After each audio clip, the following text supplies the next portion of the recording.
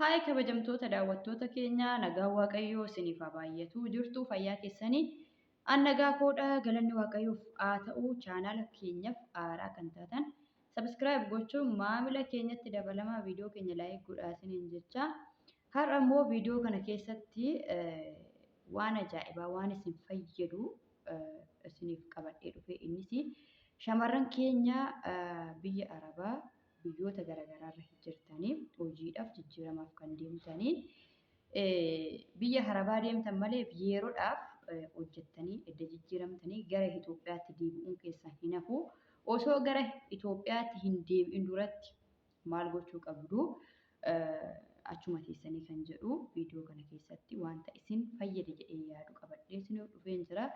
Viidiyoo kana haga dhumaa daawwadhaa. Isiniin jedha yaada qabdanillee koomentii jalatti yeroo kamuyyuu barreessaan isiniin jedha. Egaa innis dirqama yeroo biyya irraa baanee gara biyya Arabaa deemnu jijjiiramaaf jechuudha. Tokkoo fi maatii keenyas maatii harka qalleeyyii qabaanne maatii keenyas gama tokkoon gargaara. Ofii keenyaallee of gargaara jenneeti kan biyya irraa baanu. Haa ta'u malee yeroo ammaa kana keessatti jechuudha shamarran keenya biyya Arabaa jirtan baay'een keessanii cimtanii kanneen mana ijaarrattan kanneen lafa bitattan kan konkolaataa bitillee ni jira jechuudha. Egaa asirratti viidiyoo koo guyyaa har'aa kana keessatti gorsinan isinii fidee dhufee osoo kana hin xumuratiin gara biyyaa hin galinaadha kan viidiyoo kana keessatti innis maayini yoo jettanii yeroo baay'ee mana hin ijaarranne jechuudha. Mana ijaarrannee waa hundayyuu xumurannee meeshaa nu barbaachisu hundayyuu bitannee xumurannee waan tokkotu nu rakkisa jechuudha. Innis anuu fi kootiin na mudatee waan argeef viidiyoo isiniif hojjedhe jechuudha. Innis waa'ee dhimma ibsaatiin wal qabatu jechuudha. Yeroo darbillee viidiyoo waa'ee maashina rifeensaa fidadhaa koottaa isin barbaachisaa hojiidhaafis haa ta'u yeroo sagantaa garaagaraa qabdan rifeensa keessanillee ittiin sirreessuudhaafis haa ta'u meeshaa rifeensaa fidadhaa koottaa isiniin jedhe irratti gaafiinillee ka'ee ture jechuudha. Ibsaan humti biyya keenyaa homaan sochoosuudhaanii maal gochii qabannee dhufnaa mee kana adda nu baasii warri jedhanii jiru. Isumaan wal qabsiisee jechuudha dhugaa dubbachuudhaa fi Itoophiyaa keessatti adeergan gara biyya Arabaatii biyya keessatti galee wanti chaaleenjii guddaan akka ta'e waa'ee ibsaa kanaati jechuudha. Ibsaa kanaati. Isin immoo viidiyoo kana kan inni hojjechiise yeruma achi jirtanitti akka haala mijeeffattan akka narraa barattanidha viidiyoo kan hojjedhu. Innis qoxaariidha jechuudha. Qoxaarii mataa ofii galfachuu fi kan namarraa fudhannu garaagarummaa qaba jechuudha. Kan namarraa fudhannu suni qoxaarii namaa irraa kirrii qal'oodhaan kan fudhannu suni ifaa ampuulii tokkitti yookiin ampuulii lama qofaaf nu ta'a jechuudha. Nu fayyadu jechuudha. Ifa walumaa galatti kan namarraa fudhannu gatiis qaalii kan fallachuudha. Gatiis qaalii kan faltu haa ta'u malee istoofii isiniin sochoosu, firiijii isiniin sochoosu, waan tokko isiniin sochoosu kan namarraa fudhattan. Kanaaf yeroo baay'ee ijoolleen baay'een akkuma mana ijaartanii xumurtanii yeroo gara biyyaatti galtanii kanatu isin mudata jechuudha. Waa'ee qoxaarii wal qabatu. Waa'een qoxaarii immoo yeroo uummanni naannoo ati mana itti ijaartee sana gurmaa'ee qoxaarii galfatu ati keessa hin jirtu taanaan baay'ee qubaa kee gaafa gara Itoophiyaa galtee homaa gochuun hin danda'amu jechuudha. Safaraan alatti safara naannoo keetiin alatti waa'ee dhimma qoxaarii yoo birrii qabaattillee homaa gochuun hin danda'amu jechuudha. Isaan wajjin walii galtee isaan wajjin xumurteeti kan wal deeggartanii jechuudha ibsaa kana galchitan.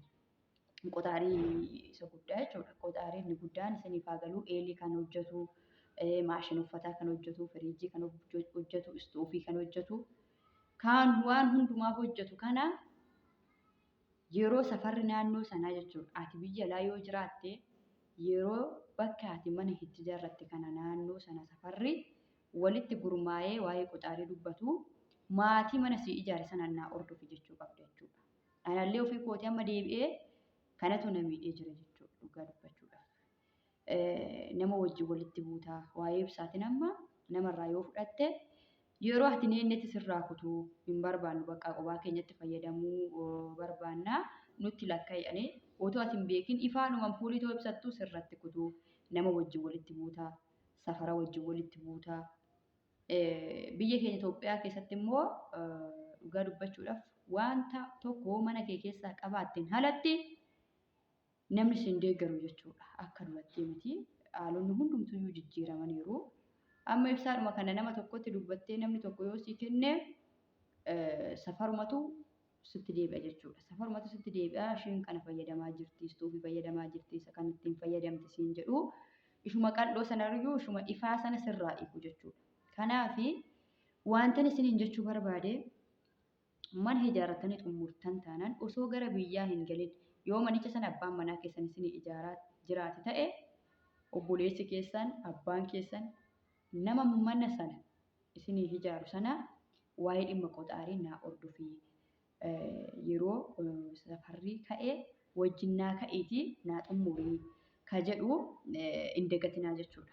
Kana dagattan taanaan safarri keessan qobaatti galfatee si eege yoo ta'e ati qobaa kee galfachuu hin dandeessu abiddaan hojjetta jechuudha. Kasala yeroo mara kasala bittee kasalli amsan tokko qarshii 450 ji'aan sin ga'u isa yeroo hunda bittee isaan fayyadamtaa yookaan abidda qoraan bittee kushiinatti abiddaan fayyadamta malee inni namarraa kirri qal'uudhaan fudhattu suni homaayyuu sin sochoosu jechuudha. Kanaafi anallee gidduu kana guyyaa lamaan kana kan na mudate kana dursaanii qoxaarii safara kanatti galchanii safara keenya xiqqoo mukuma 4 puulii 4 hin qaqqabe jedhu garuu an namarraan fudhadhe jechuudha. Namarraa fudhadhee ishiin hin barbaanne nama sadiif kennite namni sadan kunii ani hin barbaadu sinirraanii ka'ettee hin hiiktee guyyaa lamaan kana waayifaa chaarjarii bakka itti guuttadhu dhabee rakkachaa jira jechuudha. Hin qaxxalanne nama biraa irraallee hin qaxxalanne.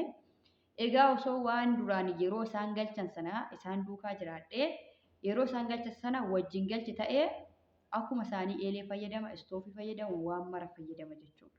Garuu yeroo sana waan hin jirreefi biraazariinis yeroo sanatti waan hin dhageenyeef biraazariin kan mana naa hojjetaa ture sun waan hin dhageenyeefi na jala darbee ture jechuudha. Kanaafi yeroo barbaadanitti nan kutadha jennaan egaa mirga isaaniiti. Mootummaan illee amma dhugaa dubbachuudhaaf isaan deeggara malee nuun hin deeggaru.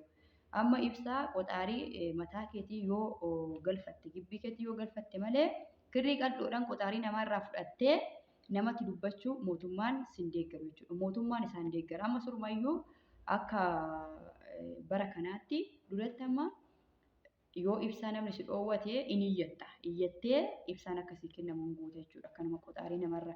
Amma garuu abbaan qoxaarichaa yoo fedhasaa si kenneen alatti yoo siin kennu siin jedhee kuraasii gaazillee bobaafatta malee namni maaliif dhoowwattan jedhee jara sana gaafatu hin jiru. Akka seerattis immoo bakka qoxaariin hin qaqqabne irra deemanii kan isaan namarraa fudhatan jechuudha. Kan amma fakkeenyaaf namarraa qoxaarii namarraa fudhatan kirri irraa hiiku jechuudha. Maaliif dhuunfaa keetti qoxaariin akka galfattuuf mootummaan si eeyyama malee namarraa qoxaarii namarraa kirrii qal'oodhaan harkistee fuutaa si eeyyamu jechuudha. Kanaafi waan kana qalliitti hin qabinaa gorsa koo kana qalliitti hin qabinaa mana ijaarrattanii jirtu yoo ta'e inni ijoon olaanan meeshaalee jechuudha. Wal jalaa guuttachuun hin danda'ama. Wanta mana kee keessatti itti hojjettu yeroodhaaf wanta mana kee keessatti itti hojjettu qabaannaan meeshaa bitanii biiffee keessa komodiinoo keessa cuqqaalanii naquun faayidaa hin qabu. Garuu wanti ijoon waan itti hojjetattu waan itti nyaattu qabaannaan isa waa'ee meeshaatiif ofii hin dhiphisinaa. Meeshaa kan dursu waan hundumaa kan dursu qoxaarii ibsaa haala mijeeffadhaatii safara wajjin yeroo safarri ka'etti safara wajjin galfadhaa. Muudannoon akka kiyyaa kun isin hin mudatinii. Namoonni biyya harabaatiin immoo galtanii biyaansi inni kabiraallee yoo hafee istoofii eeleen isin barbaachisa waan ta'eef kanarratti xiyyeeffadhaan isin hin jedha. Egaa viidiyoo biraatiin haga walitti deebinutti nagaa fayyaanaa ta'a. Aga dhumaa dhaggeeffadhaa. Keessattuu ijoolleen biyya arabaa hojjechaa jirtan marti keessan viidiyoo kana haga dhumaa dhaggeeffadhaa. Maaliif isin fayyada? Viidiyoon kun isin fayyada. Wanta isin fayyadu namoonni biyya keessaa yeroo viidiyoo hojjetan viidiyoo kana haga dhumaa dhaggeeffadhaa. Itti fayyadamaa. Fayyaa nagaa naa qaba.